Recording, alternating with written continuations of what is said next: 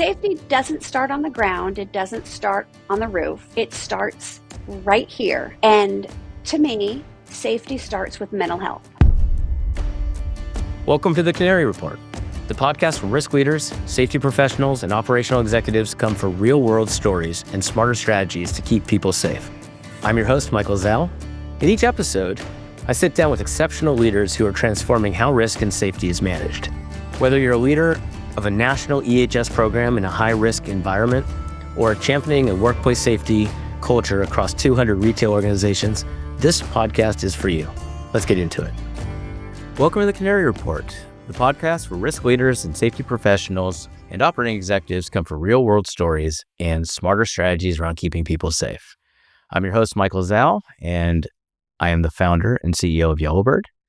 Today, joining us is Jeanne Boyd Curtis. Now, Jeanne is an executive, a multi-generational leader from the roofing world, as well as has an amazing backstory about going through from early days through to the maturing and growing of a family business. She takes a relationship approach to empowering her team to strive for excellence and caring for each other. They are a family business, but they also take things very seriously for their clients. They make sure that they treat their clients and employees like family while also making sure that everybody on site stays safe. So thank you, Jeanne, for joining me. I'm excited to start this conversation. Thanks for having me on your show. I'm excited to be here. My pleasure. My pleasure. So I guess the very first question that I have for you is, you actually were an insurance adjuster for a while before you got into the family business, and your story is quite fascinating. Why don't you tell us first about yourself, your family? I know that your family is very important to you and you're very proud, which I love. So just tell us about your journey. All right. Well, I am Jeanne Boyd Curtis, and thank you for saying that correctly. So many people get it wrong and call me Jeanne or Jeanne, or I've heard all types of things. And it's interesting. It doesn't make things easier because my mother's name is Wilma Jean, but she's never actually gone by Wilma. She goes by Jean. Oh, no. She's here at the office still. She comes into work. She's 79 years old. She'll turn 80 this year. And Awesome. It's funny because people will call for Jean and they put her on and she's like, I think you want my daughter. Or I'll get a call and I'm like, I think you want my mother. So I know it's a complicated name, but so I am. I'm very close to my family. I am currently the chief executive officer here at Boyd Bone Dry. We are a general construction company, and we specialize in commercial roofing and waterproofing. And then we also have a little consulting division. But I haven't always been doing this, although it feels like I've always been doing this because I grew up at the dining room table doing this. Right. I haven't always been doing it. When I graduated high school, I went off to college and wanted to be a broadcaster. That was my goal. I want to do what you're doing now. Well, you're doing it too. So here you go. Dream come true. Never thought roofing journey would lead me to my passion of presentations. But my school got rid of the program my senior year. And so I was like, what am I going to do? When my mother said, oh, please be a teacher. You could be a teacher all over, wherever you want to be a teacher. And so I went ahead and got my teaching certification and I began in education. But throughout college, my dad, he always had a little side consulting business. And he was like, be an insurance adjuster because with the storms in Texas, Jeanne, you can make money while you're in college. Yes. And great advice. So I worked for him as, a 1099, just on the side, getting extra cash, adjusting claims. And it was a lucrative job that nobody in college understood. I don't think there was another student at my university that was adjusting the claim process. Now, where were you? What school were you in at that point? I was at the University of Texas at Arlington. Okay, so outside of Dallas. Other side of Dallas, about 30 minutes from my house. Uh-huh. I'm a mama's girl as well as a daddy's girl. Yeah. And I didn't want to leave home. So good for you. Yeah, it worked out great for me. But so I started in construction early on with my dad, just growing up with him, and then moved into the insurance world, then left it almost entirely to be a teacher. I taught for 7, 8 years, and then I moved into a principalship. And so Wow. I have over a decade, as a school administrator. So, Wow. yeah, That is a journey. that That is when you talk safety, schools need safety. isn't that the truth. In fact, it's a very common discussion I've been having lately about working with government and municipalities around, proper safety protocols for staff and facilities at Oh, schools. It's a big problem. It really is. Really it is. re it really is. Back when I came through, it was just teaching kids how to manage the chemicals in the lab correctly and making sure you didn't have slips and falls, Right. and now it's just blossomed into this massive whole thing that every school campus needs is, you know, a safe school climate, and yeah, Well, I could imagine being in that role right now.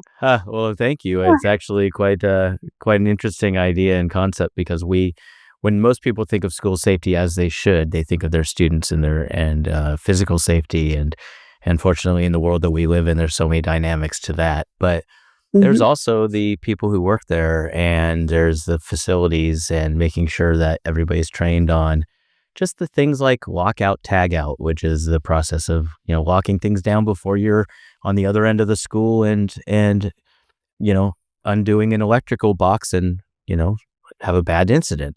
And like people aren't trained on these things, and it's so accessible now to do that. I'm not going to say with who, but I think you can imagine. But it really is. So, okay, so you're a school administrator. You did this for years and years. You were you in one school? Were you in multiple schools? Did you move Uh, to like what was that like? Multiple schools. I started up in South Lake Carroll. It was a Mm-hmm. far drive for me. Came down, was moved from there to I taught at Mansfield ISD, and then Mm-hmm. my principal years were in Arlington ISD. Okay. And Arlington ISD serves several different cities: Grand Prairie, Arlington.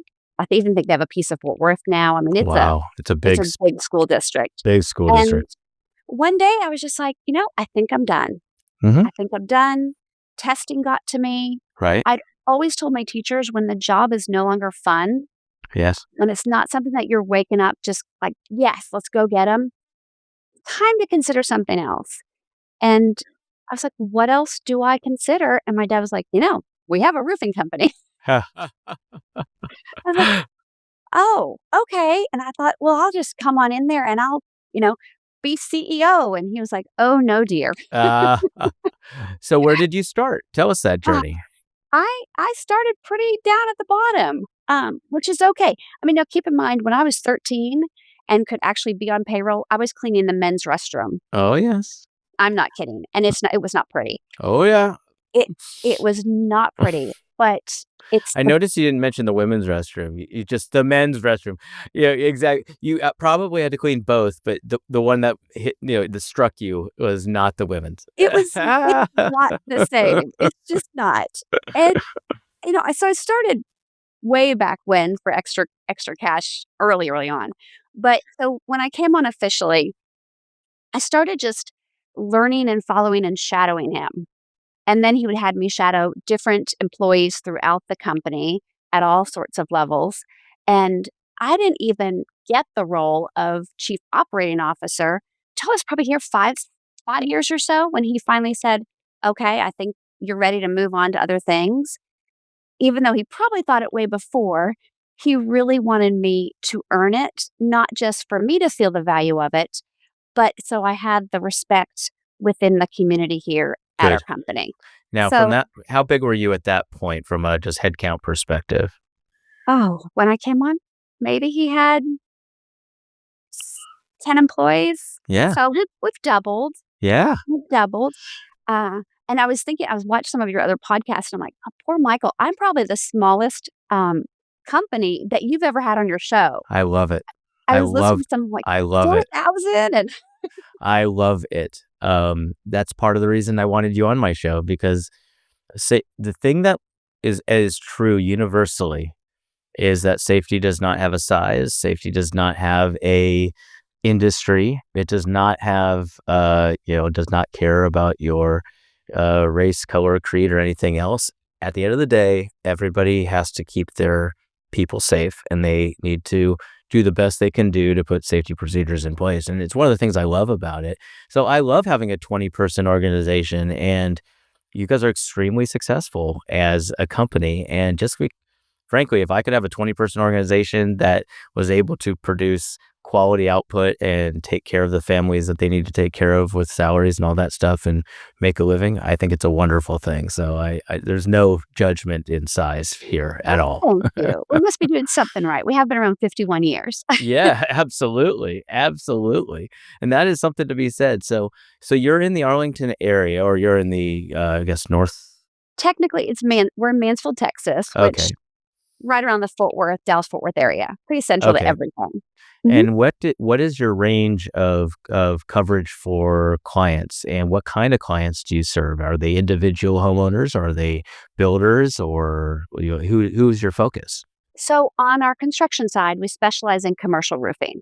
And so our focus is, property managers, that sort of thing.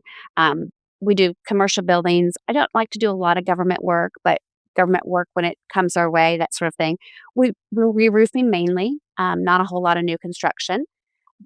We really like the re-roofs there. And then any industrial, like the industrial stuff. But we service Dallas Fort Worth, of course, Austin, surrounding areas. We're licensed in Louisiana, we're licensed in Oklahoma, working on New Mexico, and Wonderful. we have a voluntary license through the Roofing Contractors Association of Texas, which I'm Okay. not the president of at the time. Oh, wow. So, yeah, but we've got their voluntary license, so we can What is service. what is a voluntary license? I'm sorry, I'm not familiar. Oh, well, let me educate you. This will I love this will it.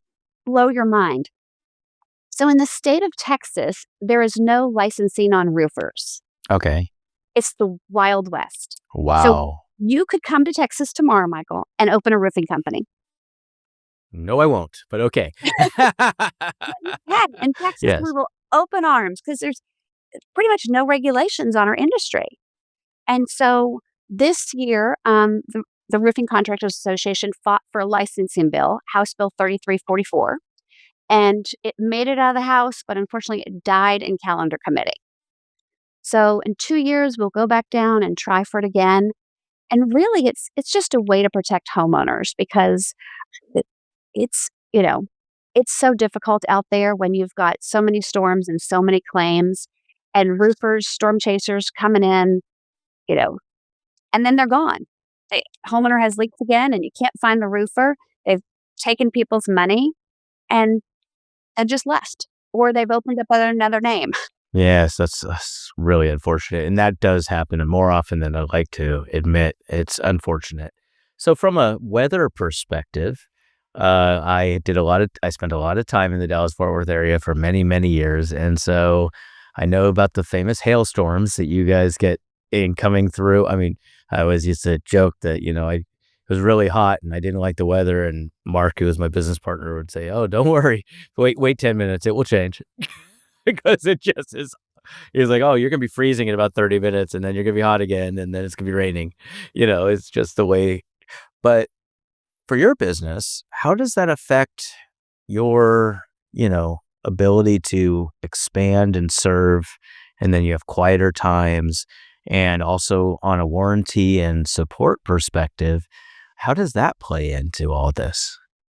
Well, remember, there's no warranty for hail. I Right, mean, right. that's just It's an a act of non God. It's an act of God. it's Yep. an act of God. Yes. Clearly an act of God. It's actually, coming from a safety perspective, it's not hail that is concerning, it's the heat. The heat in Texas is what is so critical because our employees are out there and they're On on the the roof roof. Yes. and, everybody's hydrated at different levels and Right. encouraging that water and following your OSHA requirements for that, Right. Yes. making sure they have all the right gear and their wear, and I mean, it is the heat, and heat stroke hits you and you don't even know it's there until it's almost too late. Um, Especially where you are, because like where I am in Arizona, and it gets to be 118 degrees, but it's so dry that it feels hot.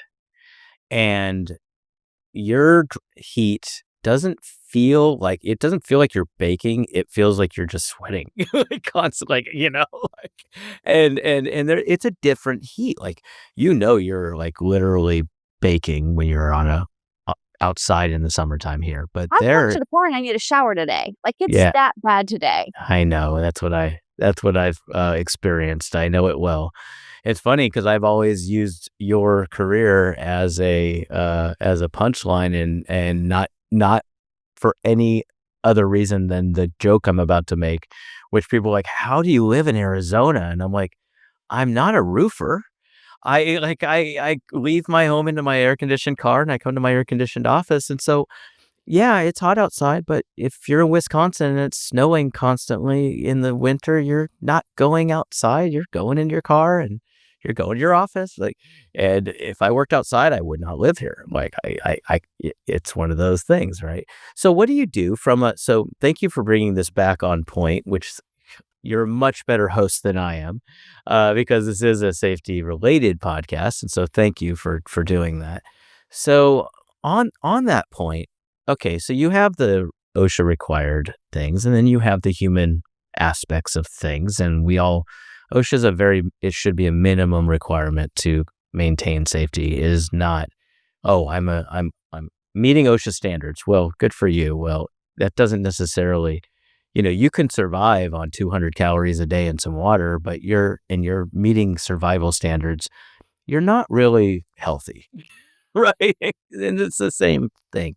So what do you guys do for training, for preparing people for these environments? Do you have safety supervisors on each location? How do you make sure that you're maintaining a safe environment for your folks? Well, first I have to tell you that I hope you've received this answer before. Um, and if you haven't, we can expand on it because it's where my passion is, and it surprises a lot of people. Let me tell you that safety is everyone's responsibility. It is, but okay, that's the answer most people on this podcast give, and I get that. That's not where I'm going. Okay, good. Love it. Safety doesn't start on the ground. It doesn't start on the roof. It starts right here. Awesome. And to me, safety starts with mental health.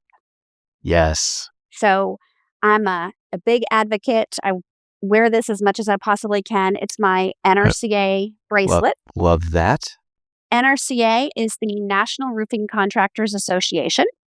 And it just says, need to talk. You are not alone. Call or text 988. Because that is wonderful.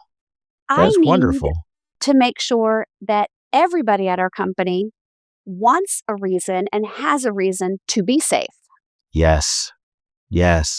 And that starts with mental health. Yes. And there's such a stigma on it, and people don't talk about it enough, and they don't put it out there. And I'm shocked to learn the construction industry is the second highest industry of U.S. industries for suicide. It is. It's actually number one now, unfortunately. Well, don't tell me. I want to hear that. I'm sorry, but it is. I spend a lot of time on this podcast speaking about this. There are people in this industry that are doing wonderful things to try and reduce that stigma. I'm glad as a CEO, Jeannie, that you're talking about this. It's difficult because people at the edge don't always feel that the people that are at the headquarters or the owners of the company will, construction is time and money and budget, right? Time and budget. And sometimes if you have to take a beat, you're going to be behind. And that's okay. But is it? Are you the leader that says that's okay? And that when somebody says, okay, we're a little behind today, but Jeannie was having a challenge and she needed a break. And it's like, oh, no problem. Okay, I understand. Right? Like it's not easy to do when you're under pressure, you're bidding things, you're tight on budget, you need to make time and money, right? I mean, this is what we do for a living. But then you also have to understand you're dealing with human beings. And that is not an easy, people have real lives and they lose people and they have trauma and they have moments, and that's human, right? Yes. And the last thing anybody wants is somebody on a roof, of all things, if if they don't want to be there and they're not feeling like I'm in the right mental capacity to be here today. And then there's a struggle of especially with our labor crews of they're working by the hour and they're working dollar for dollar and they've got to bring home checks and they've got kids to take care of and families and that is so much stress on you and it, it can be just way too much sometimes and you do have to take a beat, as you said, and stop. And what are your resources? Who can you talk to? Where do they turn? And just advertising that and getting the word out. And it's okay. We've all been there. It's so true. So that's it's funny because I had another podcast with a gentleman he's the president of ASSP, or he's on the board of ASSP, the American Society of Safety Professionals. And he's just a very well-respected man. And he has a theme for the next 2 years. And it made me laugh, and I want to lighten it up a little bit in this conversation. So Vanilla Ice, a scholar, you'll often hear people, on podiums quoting Vanilla Ice, said, Absolutely. had a song, and it started with, you'll recognize immediately, stop, collaborate, and listen. Okay, so, and don't make me sing that again. It's But in my head now, though. I can't. I know. So, but he said, look, when you're in these moments, stop, collaborate, talk, get to know each other, and listen, like truly listen from their perspective. And, it really had an impact on me in that conversation with him. And I love that. And it's amazing how important it is to do that moment of just stopping for a second, talking to the person, understanding where they're coming from. The other piece of this equation, though, is there are so many things. I had a gentleman from Tyson Foods on the podcast a couple of days ago, and I don't know if he was or I haven't recorded with him yet. I can't remember, but either way, we will be. But he said, he started in the chemical world, and in the world he lived in, everything is trying to kill you. And he goes, but it's really true with most industry.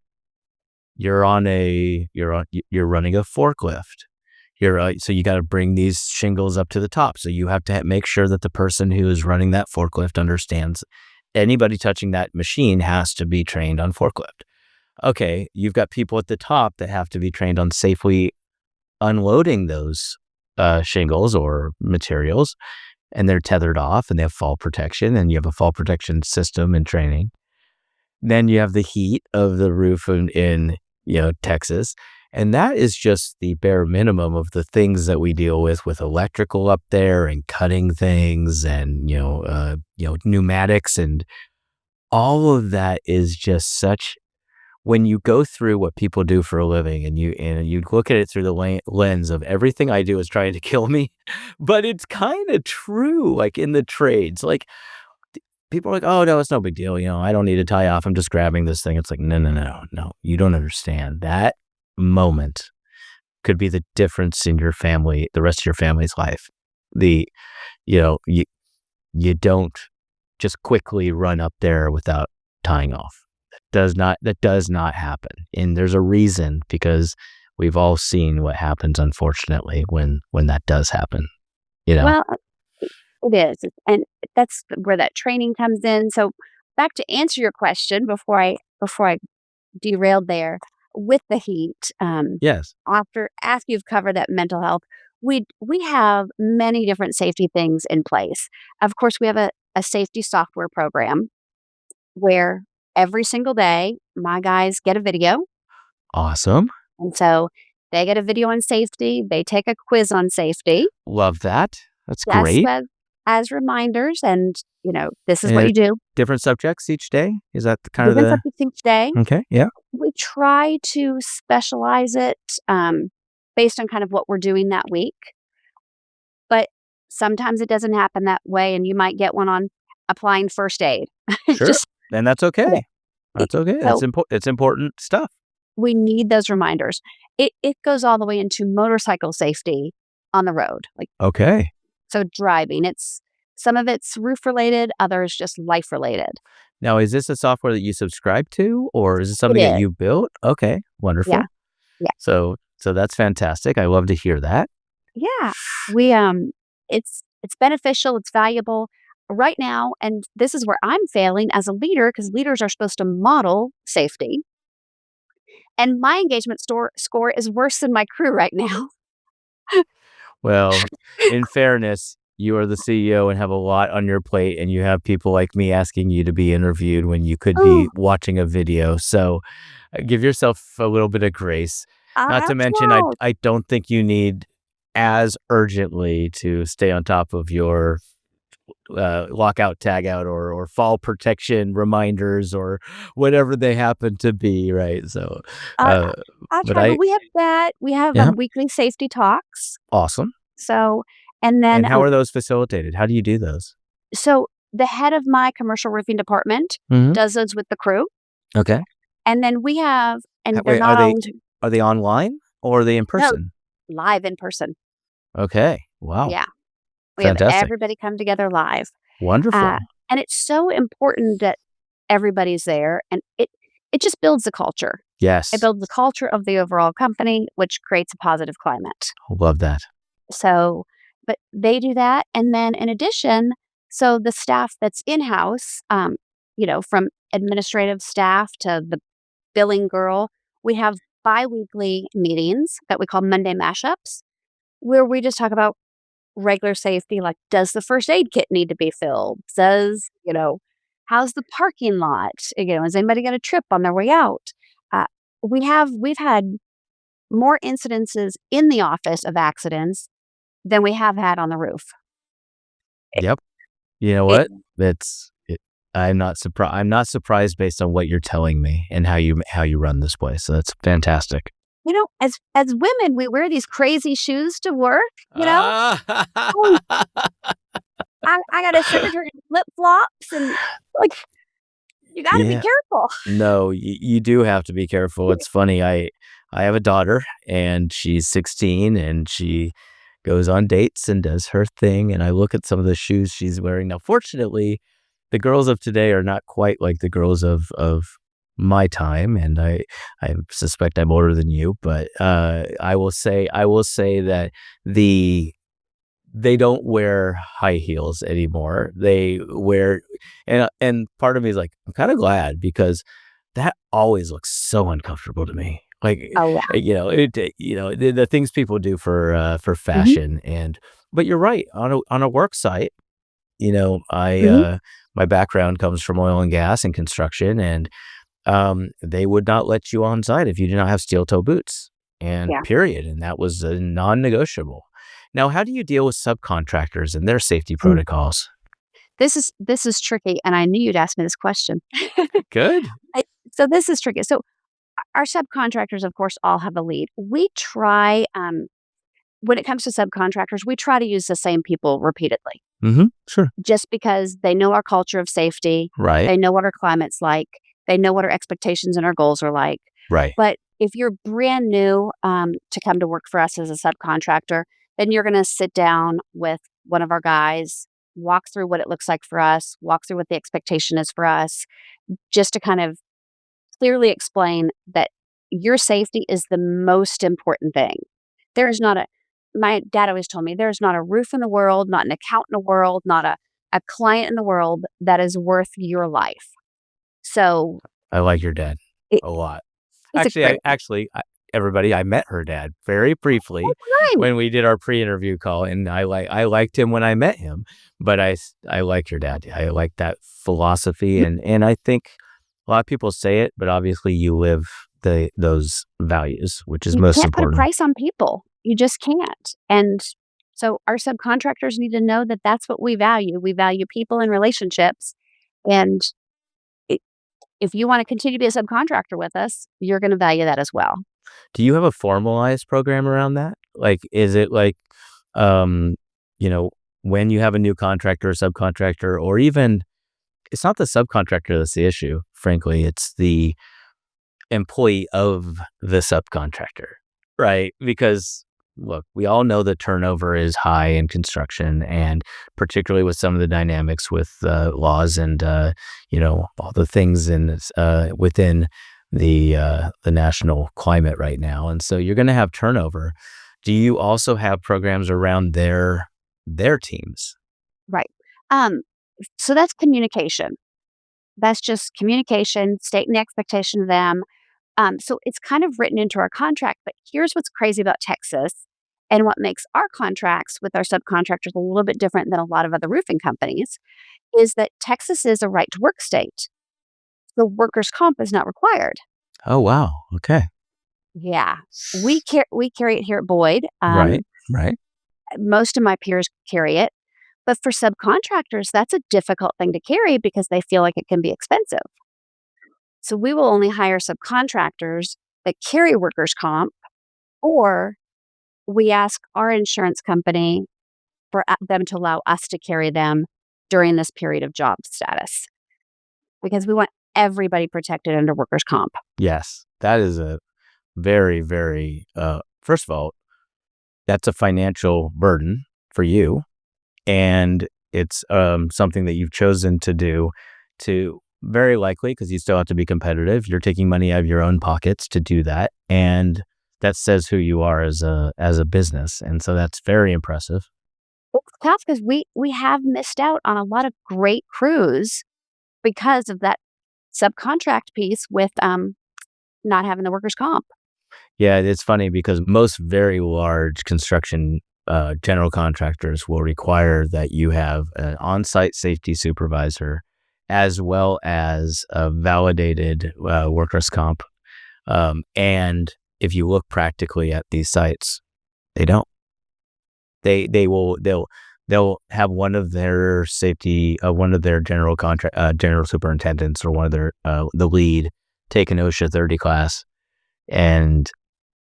but reality is it's not quite the same. And I am so impressed by this. By the way, I had no idea that people still ran businesses like this, honestly, because and I hope that the large organizations could find a way to take lessons from what you're doing, because it is more difficult. I'll be honest with you, to do what you're doing at higher scale. Like you said, you're moving into these other states.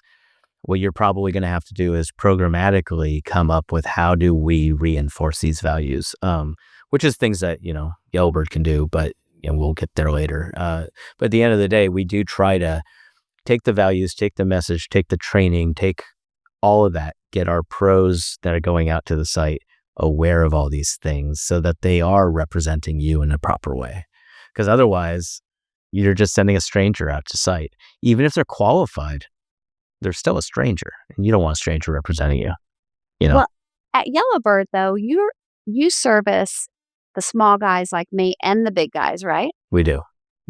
And we can do anything from a single training on, heavy equipment operation, doing quarterly trainings to make sure that everybody is always, those forklifts that you guys use those forklifts that you guys use to put the shingles on the roofs.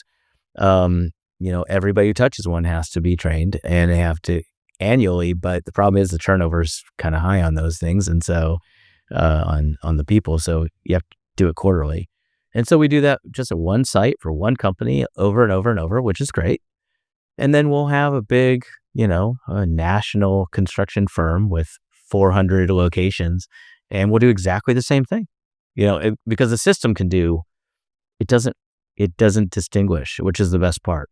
I could do 400 sites in a month, or I could do one, because this experience is the same, So that's one of the things I like about what we do. The consistency of the message is just so important. And then I don't know how Yellowbird ties in this, but one of the other things we do is we do a quarterly needs assessment for safety. Yes. Is that something? We do it. In fact, that is a perfect application. What we do is we have an agreement where people will show up on a site and just do a walkthrough. And with intention, and this is where we're different, we try to find the good. we look for the 97% of things that are being doing right, sending the kudos to the people who deserve it. And then the 3% of areas of opportunity to improve, we'll give a suggestion. It's like, you know what?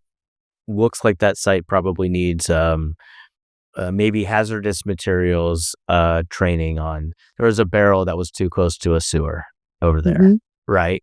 You know, need to be aware that if that thing got knocked over and it went in that sewer, we're going to have a big problem. Like things like that people are like, oh yeah, just put the barrel down over there and grab it with the forklift, throw it down there, not realizing that that could be a major boo-boo if not Mhm. done, if something went sideways. So it's Yeah. just things like that. But yes, the walkthroughs are a big part of my business, and I'm very proud of it because I think what we can do, I mean, you can do it nationwide with no travel and no per diems. I'm saving people like 60%, and we can do them consistently. Like if I save you, let's just say 50%, if you did it once a year, you can do it twice a year for the same price, right? I mean, so now you have more consistency of benchmarking, and you don't find out that you're doing something wrong with somebody with a badge, or worse, somebody with with lights on their vehicle because they're picking Right? somebody there, you know. Yeah. Are you familiar, with, and I may get this acronym wrong, the SCSMIS? I don't It's think so. okay. I might be. It's one of the things we do overall as a company for safety. Okay. Um, and it's a needs assessment based on, is your culture matching your climate? Interesting. It's a free program, and that stands for Safety Climate Safety Management Information Systems. Wow. First of all, I'm very impressed you pulled that one out. I know. I'm like, whoa. I wouldn't have even attempted to give the definition, let alone give the acronym correctly. It was tough. But I will tell you, I would love to find out more. And so, Mhm. please send that to me, and I will actually, because you brought it up, I'll put it in the notes of this podcast. And so if anybody wants to find out about it, but that's an interesting. So we are actually, as a company, and we're not very old, we've been around since 2018.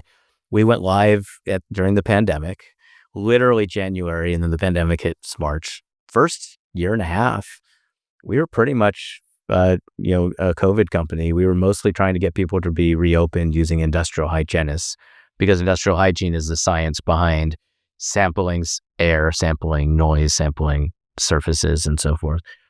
So we didn't really go live until 22.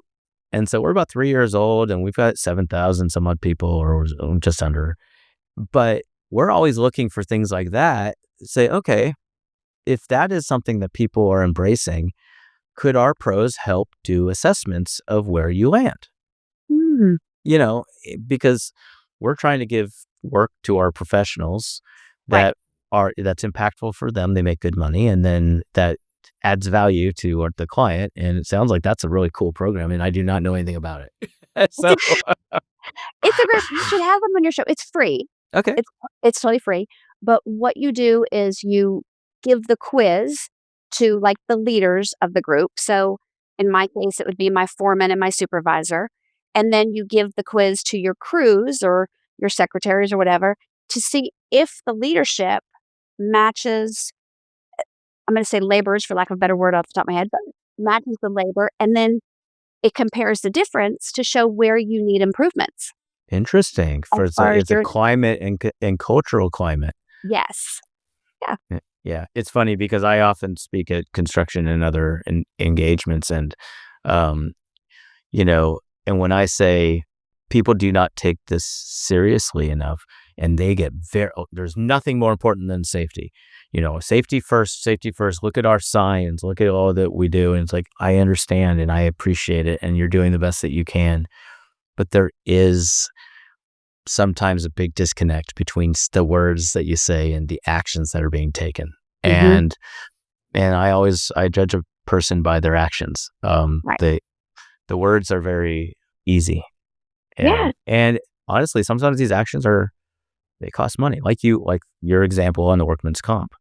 That I recognize, because I run a business, workman's comp is not inexpensive, especially if you're in a labor environment like you are. And so that is something that you've chosen to do for the betterment of your culture and of your team. And that's awesome. Well, people get comfortable. They get comfortable doing their job every day, Mm-hmm. and you forget. And I can't tell you how many times that I've been yelled at because I'm walking backwards on a roof. Never walk backwards on a roof, but I'm comfortable on the roof. I feel like I've walked the roof. I've been on this roof 10 times. What do I need to be looking out for?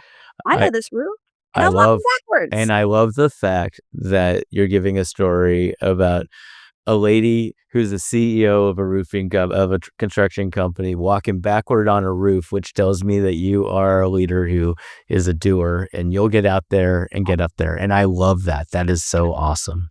Well, let me tell you real quick. Do we have time for a funny story? Yes, we Okay. do, and then we'll wrap it up. So I love to I'll hear commit it. I'll connect it to safety. So the first roof that my dad ever made me install, Mm-hmm. I was about 14 years old, maybe 15, and they built a patio off of their upstairs master bedroom.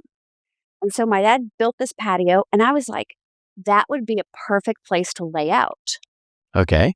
So my dad's like, well, let's do it. Let's install a roof on this patio. You can pick the product. And I picked at the time it's called Hypalon. I picked a Hypalon roof system. Well, if you don't know what Hypalon is, it is super bright white. Kind Okay. of like what you think about TPO, but it's Right. actually brighter than that right now. Okay. And so I laid that out on this patio.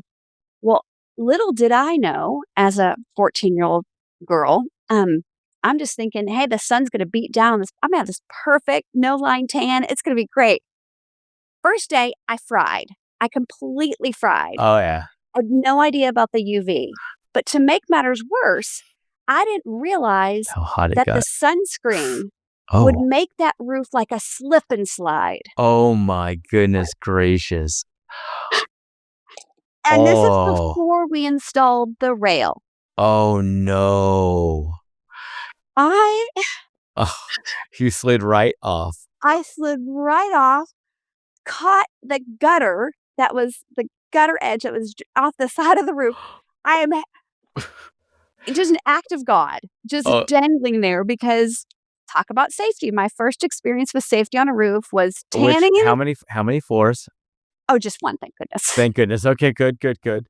I'm picturing Oh, this and I'm like, okay, yeah. no. And there was a row of hedges down beneath, and thank goodness, like, it wasn't serious, but it was my first true encounter of learning Uh-huh. what safety looks like Uh-huh.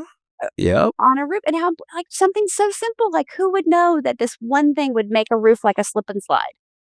But Yep. And that I think sounds it like was a 14-year-old yeah, like a 14-year-old at play right there. yeah, I think it was And so banana boat or Hawaiian tropic oh or yeah. something. Oh, something has zero UV protection. It was purely a tanning lotion. Some of it Dude, was yes. exactly the things that you want to know. The best part about that story What's that? is that because we are of a generation that did not have cell phones, that is not around on the internet right now. So you are actually very, very fortunate, because if that happened, I guarantee you somebody somewhere would have a video of it and you will never live that down. But So, I'd have 1,000,000 views, and I'd be making that 5 cents a view or whatever. well, there you go. Well, Yeah. well, Jeannie, thank you. This was a delight. I Ew. appreciate you. I appreciate you doing this. If somebody wants to find out about bone dry construction, where did they go? How did they find you guys? They go to www.boydbonedry.com, BOYDBONEDRY.com, or follow me on LinkedIn or all the social Awesome. medias. And Mhm. again, your name is Jeanne. It's not spelled like Jeannie, but it is Jeannie, and Boyd Curtis, and they're spelled exactly like they sound. And I look forward to having another chat with you, and hopefully we can help you guys on some of your training if the opportunity arises. Sounds great. Thank you, All right. Michael. Thank you. Bye-bye. That's it for today's episode of the Canary Report. If this conversation helped you reframe how you think about risk and safety, please do me a favor. Hit subscribe, leave a review, and share with somebody who may need to hear it. We're building a new category of safety and risk leadership, one that's faster and smarter. Leaders who aren't just empowered by tech, but whose wisdom is accelerated by it. To learn more about how Yellowbird's cutting-edge platform is empowering leaders to solve workplace safety and risk challenges faster, smarter, and at scale, please visit goyellowbird.com. Don't forget to subscribe to our Spotify channel, Apple Podcasts, or YouTube pages to stay up to date. Until next time, lead with clarity, know first, and act fast.